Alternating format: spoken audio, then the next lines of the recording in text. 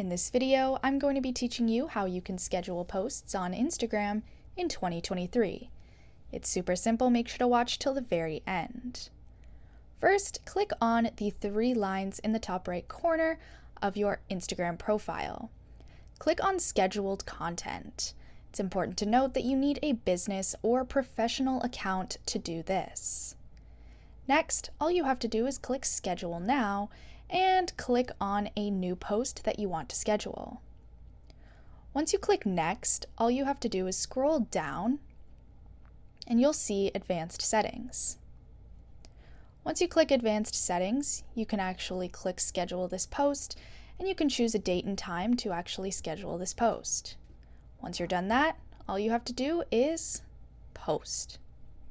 Make sure to like, comment, and subscribe to this channel if you found this helpful.